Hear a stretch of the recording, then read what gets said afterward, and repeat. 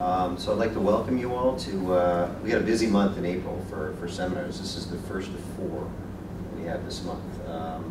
So we're delighted to have Jim Englehardt here from the engineering school to give us a talk. This is part of what we're trying to do in biostatistics is to build some bridges across the university in terms of people that are really doing statistical methodologic work.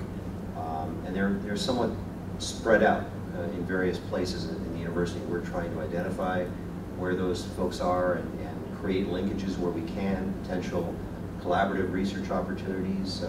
So Jim is one of these people. He's also a neighbor of mine, so it's a little easier for me to find him than other folks. But to give you a little bit of background, he's got a bachelor's degree in chemistry from the University of Pittsburgh, then switched to agricultural and environmental engineering at Colorado State for his master's, and his PhD's from UC Davis in civil engineering and environmental engineering. Since '92, he's been on faculty in the Department of Civil, Architectural, and Environmental Engineering here at University of Miami. When I look through his publication record, it's really amazing because he's clearly an engineer, but there are a lot of things that pop out that speak like statistical methodologists to me. So I'll give you a few topics from papers that I found. But he's done work on gradient Markov chain Monte Carlo. He's done work on discrete Weibull distributions. He's done work on predictive Bayesian dose response analysis, which is what we'll hear about today. He's done work on Bayesian benefit risk models, and he's done work on information theory and risk analysis. So, I mean, there are clearly, as you can tell, there are linkages and opportunities here, and so we're really excited to hear about the kind of work he's been doing, and you know, an opportunity for us to get a little closer as groups here. So, welcome. So, yeah, thanks for having me. It's great to get up here. I like to come up more often. This is a talk I haven't given for a while because we are building an autonomous net zero water dorm on campus, and that's my sort of water engineering hat. But this is work that has some medical connections, and I'll try to draw those, and I'm hoping to stimulate some interest. And I'd like to acknowledge especially Victor Pestian on Coral Gables campus and a lot of other folks who've helped us.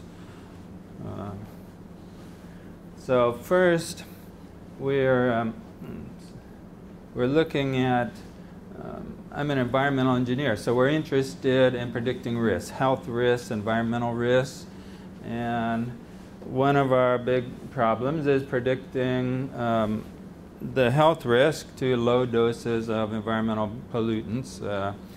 And so I'll first talk about the low dose response problem and how we can address it with a predictive Bayesian approach, and then how that gets me into Poisson processes versus non-homogeneous processes in time, and then how we use that in microbial dose response assessment, and as well then a little bit on chemical dose response assessment, which is a more recent topic, and we'll go from there.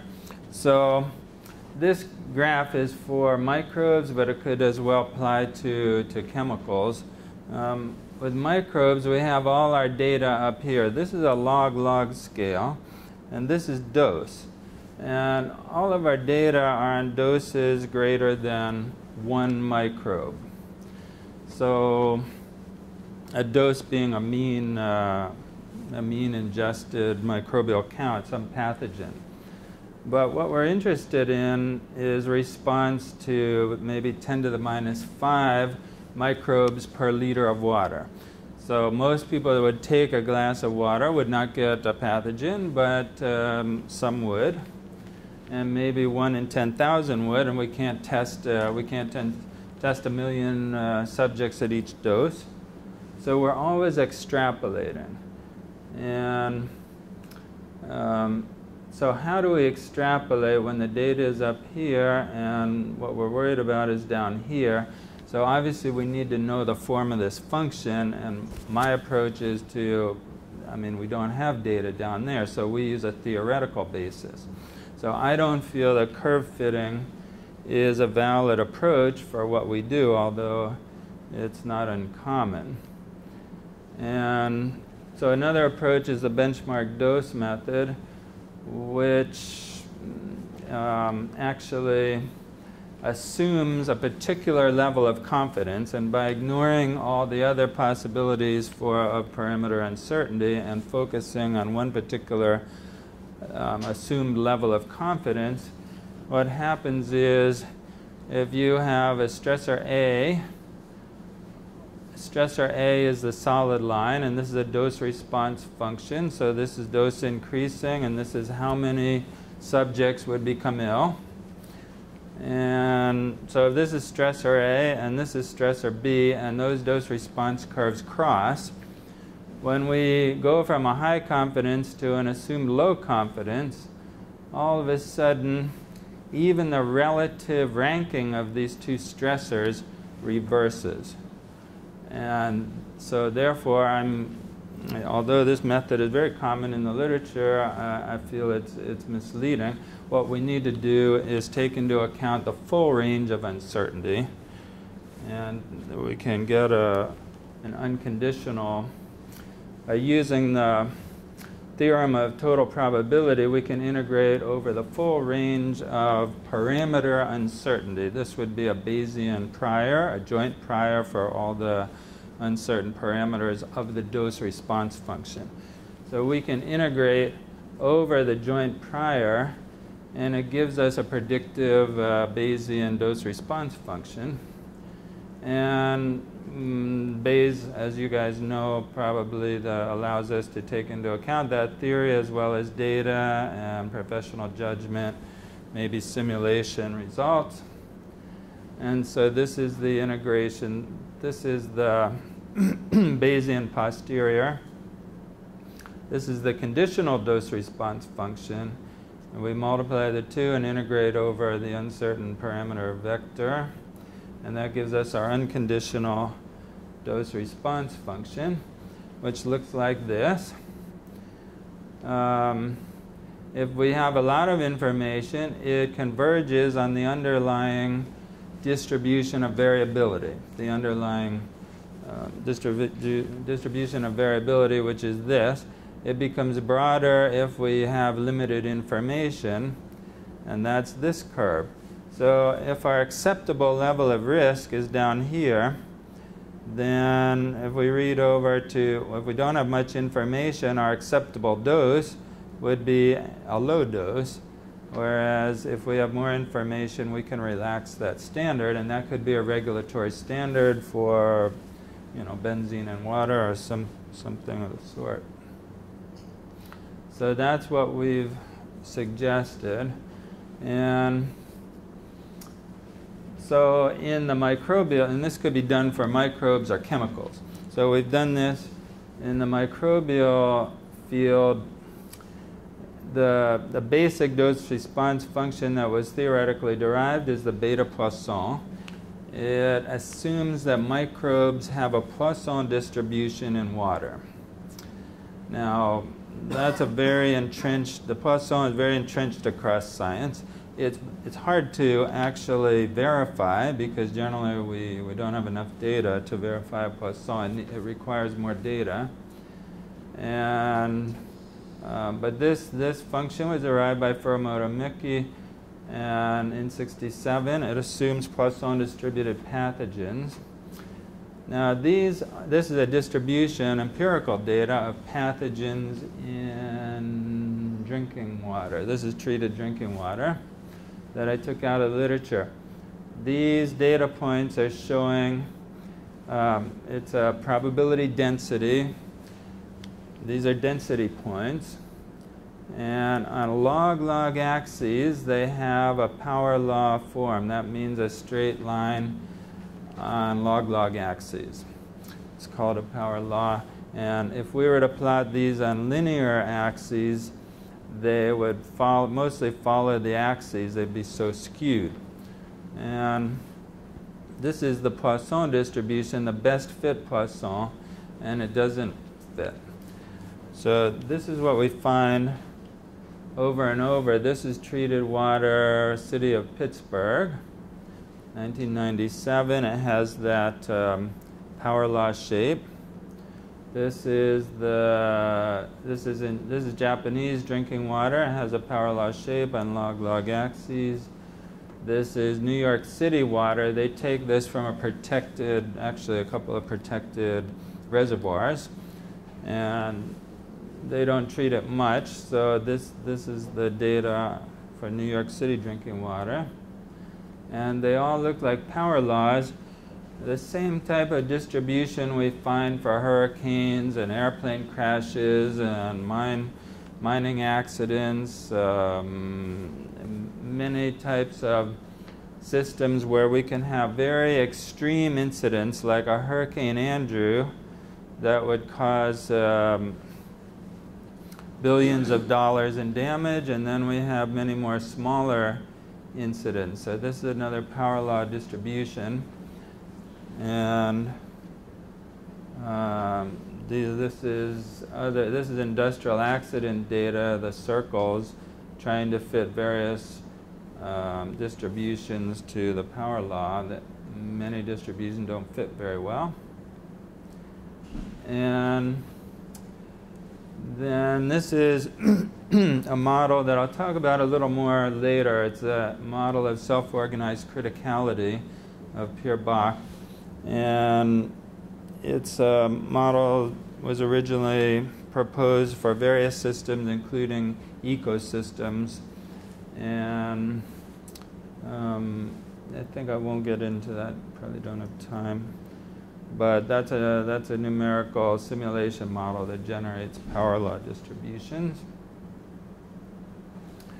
So these are called scaling distributions, and in a water treatment plant, for example, what happens is you don't have the microbes. They don't come out homogeneously in the water. What happens, and I've worked on water treatment plants a lot. So typically the water almost all the time is perfectly clean. Every once in a while something goes out of balance, a valve fails, a relay fails, a chemical tank charged incorrectly. And all of a sudden you have a high count of microbes in the water. And you have a lot of them all at once. So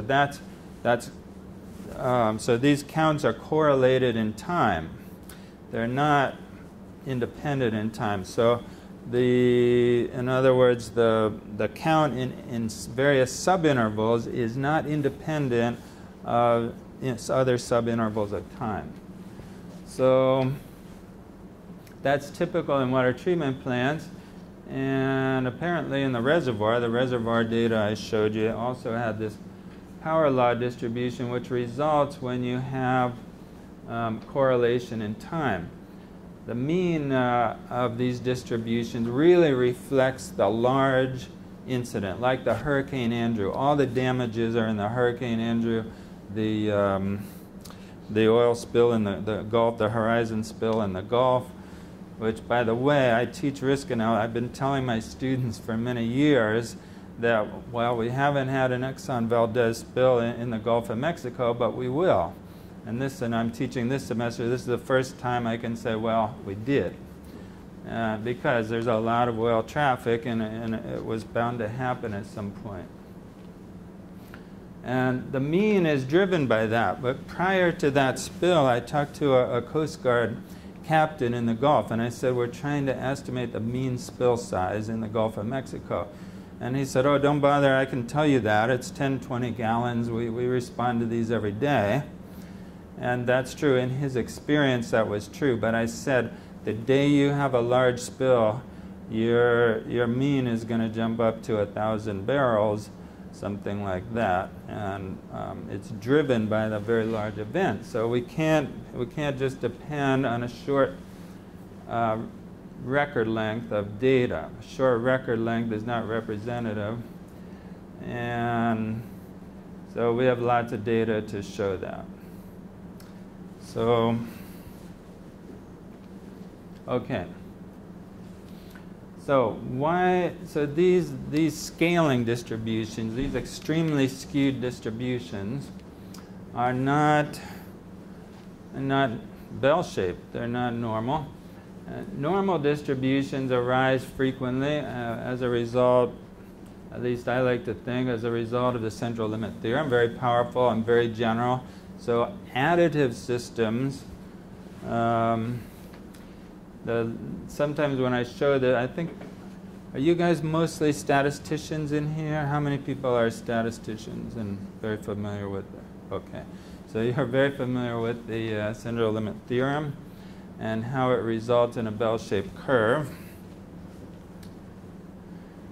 But when things are not bell-shaped, then how do we get to a non-bell-shaped, extremely skewed distribution? And one way is, well, you could stick with an additive system, but you could sum up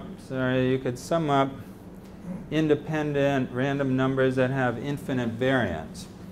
Well, infinite variance not exactly realistic, but it would give us various types of Levy and other stable distributions that are highly skewed, but maybe not particularly realistic for real data because we don't have infinite variance. So another way we could get a highly skewed distribution would be to add the logs. So then we're adding the logs of these random numbers, and we get the log normal distribution by the central limit theorem.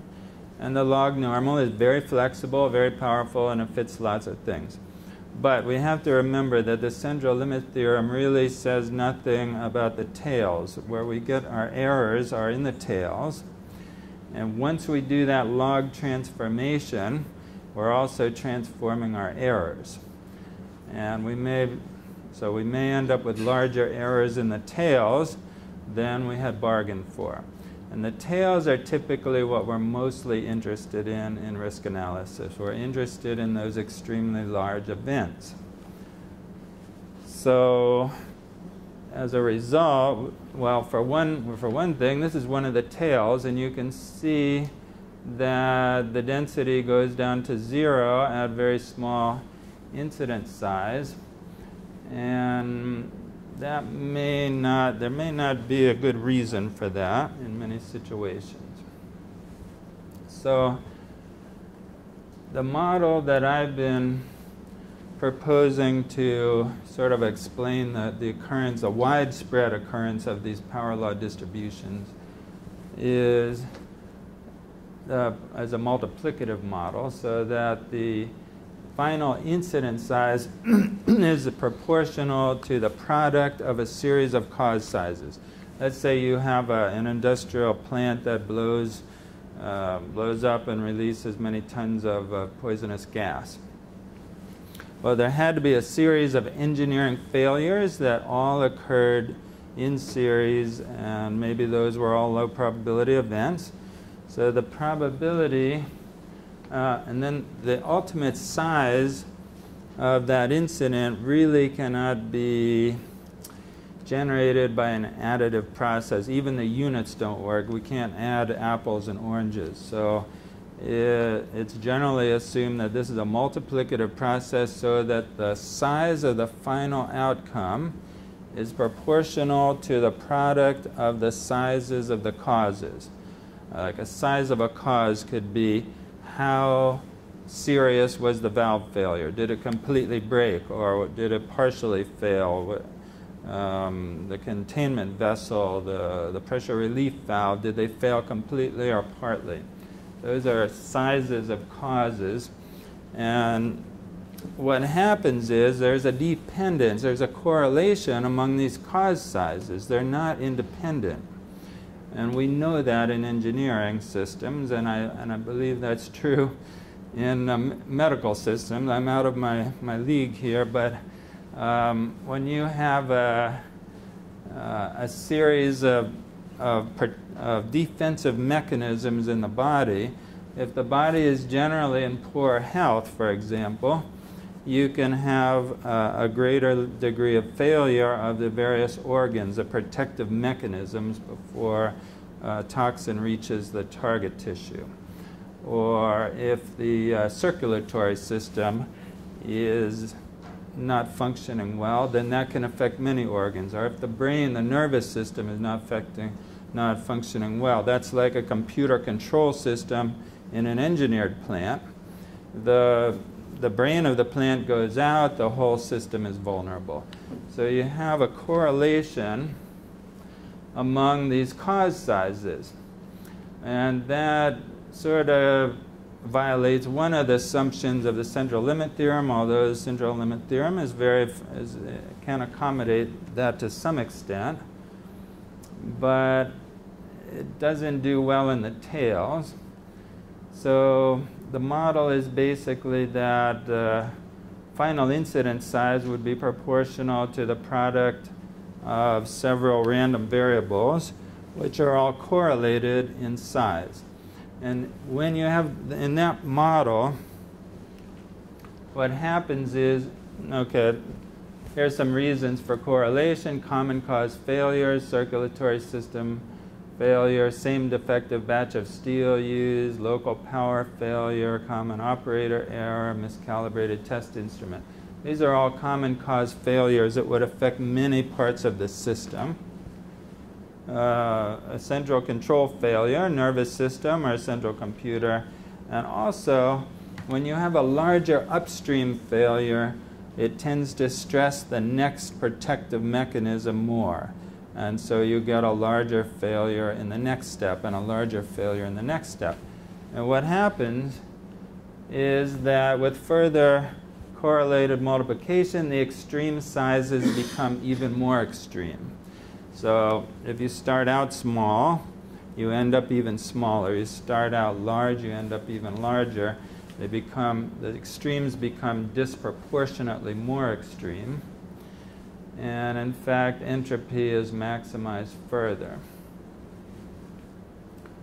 And that gives us our power law distribution. So rather than assume, an additive system or make some of these other assumptions, what we like to do is assume the form of the cause size distribution. And we assume that cause size distributions in general are exponential. Why? Because, well, this is, I don't have time to go in too much depth, but this is important. We assume that exponential is the most general, and we're not the first. Many people have assumed this. But from an information theoretic point of view, if all you know is that a quantity cannot be negative, and you know the mean, then the maximum entropy distribution is exponential. And that's a very general situation. So it means that if you have a cause size distribution, it'll be monotonic, and generally that's what we're talking about, cause size distributions that are monotonic in shape, so that most of the time this protective mechanism does not fail. The vast majority of the time the protective mechanism works quite well, but fewer and fewer times we'll get a large failure. And so why would a protective mechanism, why would the density be 0 for zero failure? We wouldn't expect it to be 0 for a zero failure like a log normal distribution would predict. So by maximizing entropy, we're finding the distribution that has vastly more ways than it can, that this distribution could arise than any other distribution, under a general assumption that we have a finite mean and we have a positive range. So generally we're talking about monotonic cause size distributions. And if we have generally monotonic, doesn't have to be exactly exponential, generally monotonic cause size distributions, we end up with a Weibull distribution for the final outcome size. And that's a perfect, you can derive that if the cause sizes are perfectly correlated or, for example, identical. But even if they're not perfectly correlated, if they're just strongly correlated, like we think they are in most of these systems, then we get we get a Weibull distribution which passes goodness of fit test consistently. And we've done that by simulation. So if we have discrete cause sizes, then we get a discrete Weibull distribution, which is not well known, but it is in the literature. We have before I found that, we derived our own distribution, which is closely related to that. And that fit very well too, but the discrete Weibull has some advantages. And so, for example, as I said, in most samples of treated water, drinking water, you'll have no pathogens. So if you collect data, you'll have the vast majority of our data are zeros. And that's a difficult distribution to fit. So a lot of folks have essentially not tried to fit it. They've proposed zero inflated models where, okay, the zero is fit by itself, and then the remainder of the distribution you use something else. But I'm not comfortable with that for the extrapolations that we're trying to do. So this is the Weibull, and I could show, I don't have the discrete Weibull, but it's similar. And it was proposed by Weibull, but he didn't have a theoretical basis for it. But I think it can arise from these multiplicative models. And he applied it to many variables such as strength properties of materials, machine parts, particle sizes, the particles being fly ash, microbes, or even adult males born in the British Isles. So the Weibull is a very general distribution, and there are other authors who have shown it to be very general, and so we get this skewed distribution, which actually appears power law-like on log-log axes. So these are products of exponential random variables that we simulated on log-log axes. These are independent. These are cause sizes that are independent. These are partially correlated, and these are perfectly correlated or identical. And you can see that they all have a power law-like shape. These are shapes that show up in the literature for many quantities. And they all fit the Weibull distribution. These are drinking water data. This is shown with a star because these are discrete data on microbes in Japanese drinking water. And the dotted line is the empirical data, and this is the discrete Weibull distribution. And it passed with a p of 0.33. This is Pittsburgh drinking water here. And this is the discrete Weibull distribution, which passed with a p of 0.25. And this is the New York City drinking water, which passed with a p of 0.3. So,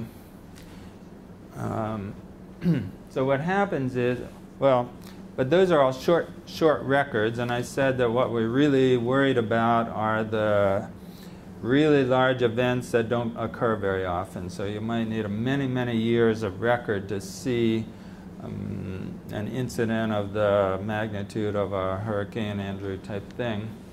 So we simulated drinking water using a nested binomial model, an entirely different model. And these are our data for 3 cases of one of the Weibull parameters. This is the exponent parameter of the Weibull, different values of that. And the circles are our data. And we also, the aqua line is the discrete Weibull. The red line is the distribution we derived, which is similar, and this dotted line here is called the Poisson log normal. It's a log normal. It's a Poisson distribution with a log normal mean. It's a mixture distribution. And in general, the discrete Weibull and the DGD, the discrete growth, our distribution both fit consistently better than the Poisson log normal. So, and it made a difference. In fact, if you take a data average of the Pittsburgh water, you would predict that there are 0.003 oocysts per liter in Pittsburgh drinking water.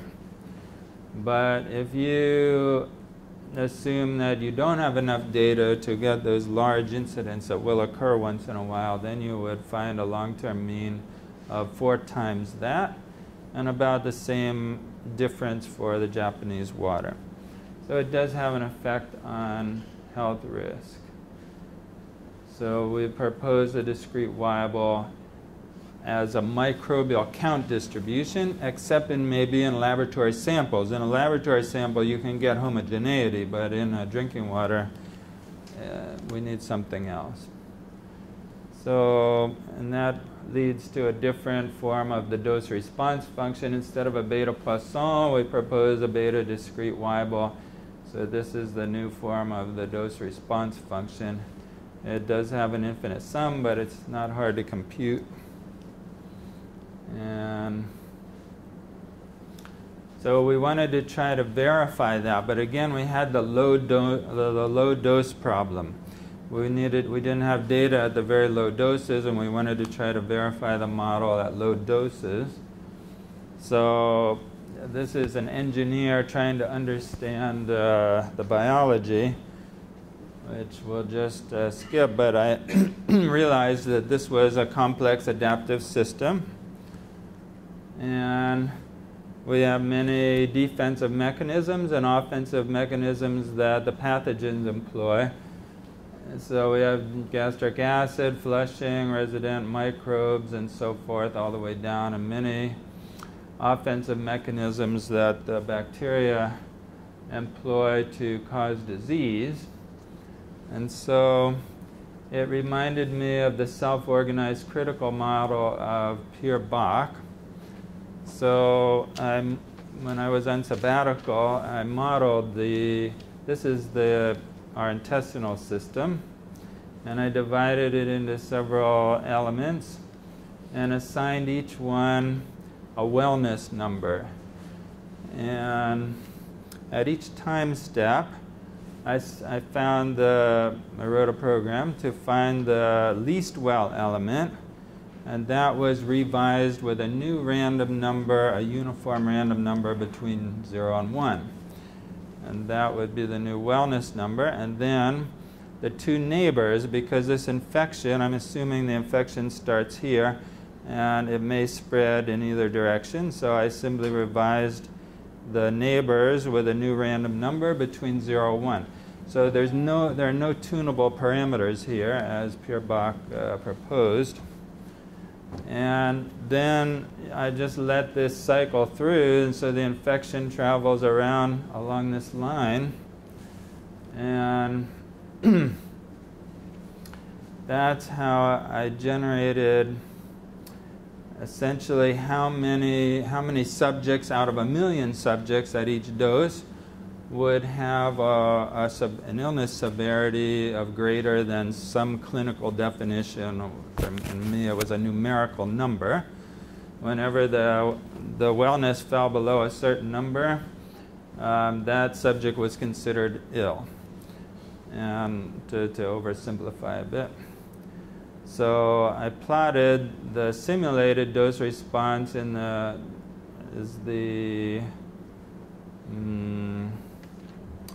markers, and then this line, this is the exposure. See, the risk has to be lower than the probability of receiving at least a single organism in the water. And then these are I guess these are three different models. These are three different models, but none of them have tunable parameters. They're all self-organized critical models, and they all fit the model fit the data quite well. This is shown on a log-log scale, so you can see the extrapolation. This is a dose of one microbe, one pathogen. So these are all doses much below where we can test. And you can see there was a little numerical error down at the end, but they were fitting the model quite well. And this self-organized model, again, has no tunable parameters. It really had no relation to the model used to derive the dose-response function. So that was evidence.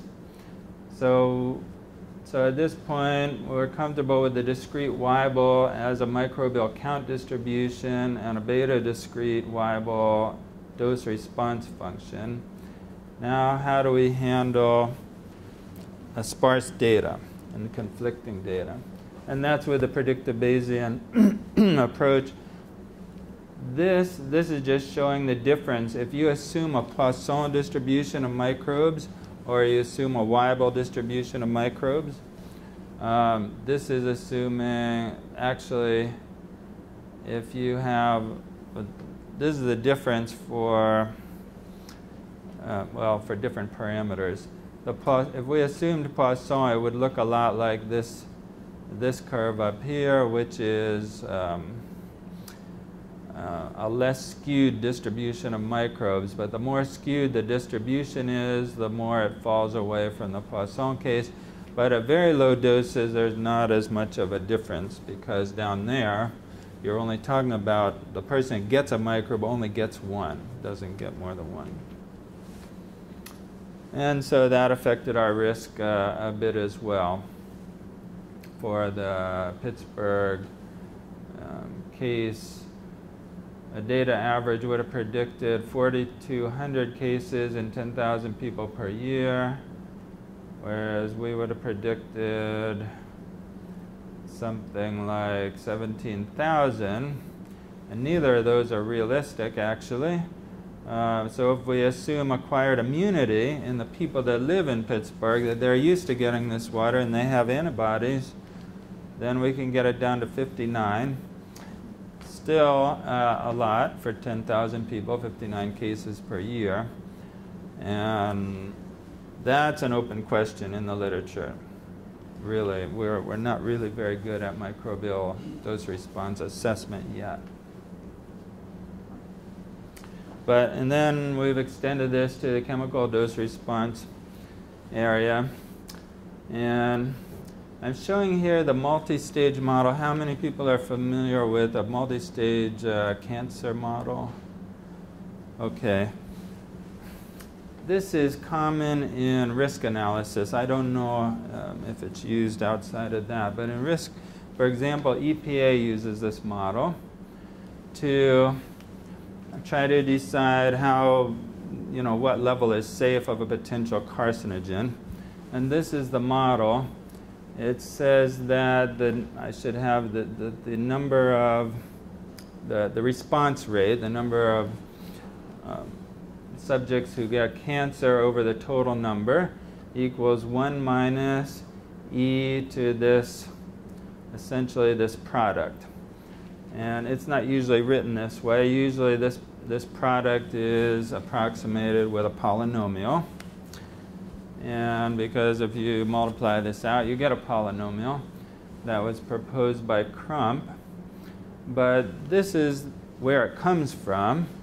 And so right off, what we're doing is assuming a linear relationship between each of these terms in the product is the transition rate going from one stage of cancer to the next stage of cancer.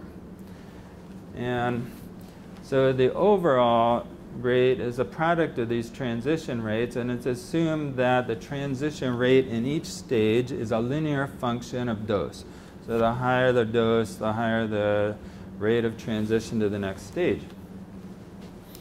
So this bothers me a little because in order to derive the dose-response function, we're essentially assuming a dose-response relationship, which is linear. I don't mind that it's linear. It could be a good approximation, but just it seems a bit circular to start out with what is essentially a relationship between dose and the transition rate, and then use that to derive the dose-response functional form that we're then going to use to extrapolate many orders of magnitude outside the range of the data. But beyond that, I'm even more bothered by the general form, which really hasn't been re-examined since the 1950s when Armitage and Dahl proposed it. The general form is an exponential distribution. This is an exponential CDF. And that is, where did they get that? Well, it assumes that, again, the incidence of cancer is Poisson distributed. And Poisson processes have an exponential waiting time between events, and then, so if you assume you're, a 70-year lifetime, how many people get cancer after 70 years? You get an exponential distribution to sort of gloss over the mathematics there. So, but we're assuming Poisson distributed incidence of cancer, which means we're assuming that these processes are time homogeneous, and that's where I get lost. So rather than do that, I looked at, these are data points that were simulated with network models. If we first assume that we first assume a multiplicative causal process. So somebody receives a dose of a chemical, right? And then it goes through a series of protective barriers. Each one has some level of failure, so we have a product of cause sizes. Then it gets to the target tissue, and at that point, there's a network. I used a biological network model to see essentially what the we're looking at simulated illness severity here. So here's increasing illness severity, and this is the probability density for two different cases. And they both fit the Weibull with a goodness of fit test. So this is a later stage of the research, but using that approach, if we assume that the severity of illness is Weibull distributed, and we assume that multiplicative model, then the dose-response function should be the equivalent of, well, in one dimension, of a Fréchet distribution, actually. And so this is a Fréchet distribution, Fréchet dose-response function. These are the data on chloroform. This is dose increasing. This is response. And so we have the empty circles are the data points, increasing with dose. And the model, which is essentially the Fréchet, is this solid line here. And it fit, but as well, the one-hit model, which is an exponential model, well, that was the worst fit. The multi-stage model also fit okay. The log normal fit okay, which is the log probit. And the Weibull could even be fit. So it's a little hard to tell unless we had more data, and if we could extrapolate down. But this is when we go to a mixture of two or more chemicals. Now we have a multivariate distribution, and these are data on a mixture of toluene and benzene, which can occur in drinking water. And this is assuming that the two chemicals act by a common mode of toxicity. This is one model. It's not no longer a Fréchet model. It's something that does not have Fréchet marginals or a lot of different characteristics, but it's something that I derived from the Weibull illness severity distribution. So if we assume that these two chemicals act by a common mode, what happens is we see a U or a J-shaped function along the sides here. And you can see that if, let's say, the benzene dose is 200, now if we start here, the toxicity actually comes down as the toluene dose increases. So when I first got that result, I started reprogramming right away. I said there's got to be something wrong here. And then I found there's nothing wrong. Actually, that would be expected if they act by a common mode and they have an antagonistic interaction. Because as the toluene dose is increasing, it's helping to counteract the benzene. So you're getting this antagonism.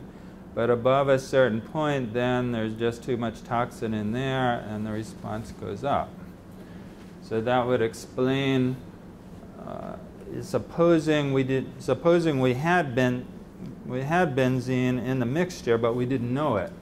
All we knew was the toluene, and we got a dose-response function that looked like this, where the risk went down initially and then went back up. And people find this quite a bit. And there's been a lot of controversy about it. And so this is one model that could explain that sort of shape. And anyway, that's what I got. And it fit with a P of 0.28. This is the dissimilar mode model, which is a little more complex. And this is the result. You don't get that. You don't get the same shape. Benzene and toluene, that also fit with a P of 0.78. This is the unconditional or predictive Bayesian version of the same common mode model. It's a little bit broader. And this is the unconditional version of the dissimilar mode model, benzene and toluene. Here's another example. This is a mixture of two PCBs with increasing in dose like this, and it gives you just a little different shape.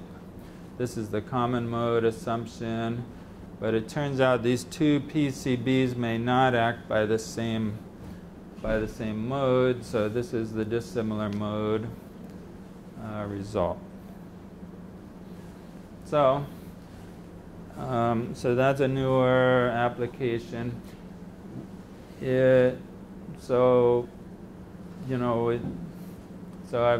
guess I've repeated these conclusions more than once.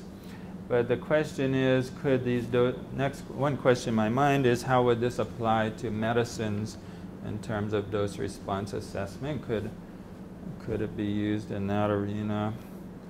And so in general, I'm a strong supporter of predictive Bayesian dose response assessment. I think it can solve a lot of our issues in regulation of toxic chemicals that we face, that EPA faces, because as the system today, and I know this because I spent a sabbatical in Cincinnati. I've worked with the folks who do the IRIS assessments of toxic chemicals.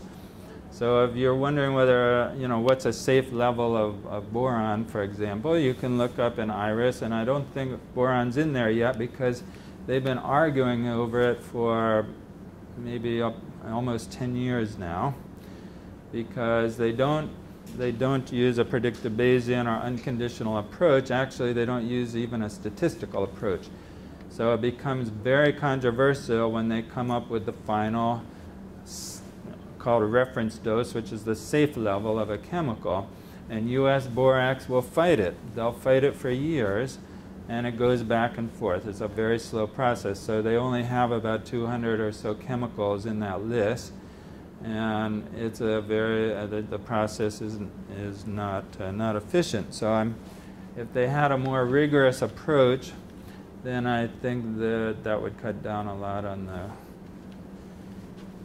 the politics. So so I'll take questions. Thank you.